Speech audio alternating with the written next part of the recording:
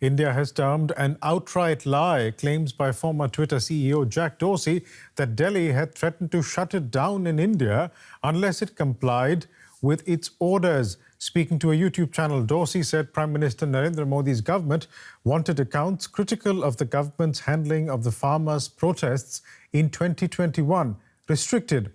Dorsey, who left as CEO in 2021, was speaking to the Breaking Points channel on YouTube when he said, and I quote, India, for example, India is a country that had many requests of us around the farmers' protests, around particular journalists that were critical of the government. And it manifested in ways such as we will shut Twitter down in India, which is a very large market for us. We will raid the homes of your employees, which they did. We will shut down your offices if you don't follow suit. And this is India, a democratic country.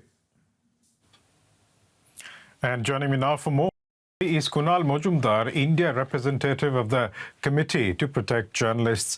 Kunal, are these revelations from Jack Dorsey at all surprising? Well, these revelations aren't really a revelation, to be very honest, because Twitter under Dorsey has always, it was always very transparent about such matters, especially request of censorship from different government. And it's a well-documented fact that there was a significant spike in demand made by India, both from the courts as well as from the government, to remove content from Twitter between 2014 and 2020. Twitter, in fact, published a global transparency report.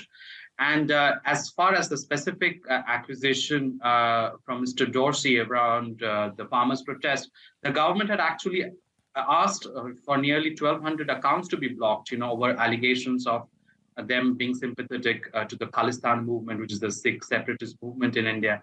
And before that, the platform was also asked to take down around some 250 accounts. Now, initially, Twitter did comply with this request, but at some point they decided not to. And then they unblocked some of the accounts which were initially blocked. Subsequently, we saw the government send cops to the offices of Twitter's offices in Delhi and Gurgaon to serve notice. And then in July last year, Twitter sued the Indian government actually over what it alleges was disappropriate use of powers by the officials. What do these allegations and everything that you have said right now say about this government's approach to free speech in a democracy? Well, in the last few years, there has been growing concerns about free speech and press freedom in India. Digital space particularly has now become the new battleground between users who are aligned with the government versus those who are opposed or even independent voices, particularly journalists.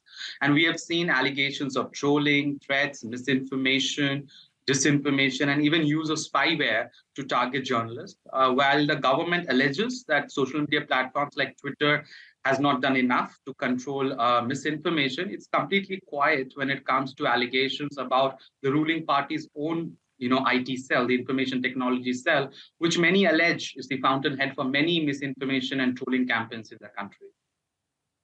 We'll have to leave it there for the time being, but thanks so much for joining us today. Kunal Majumdar from the Committee to Protect Journalists. Thank you so much. Thank you.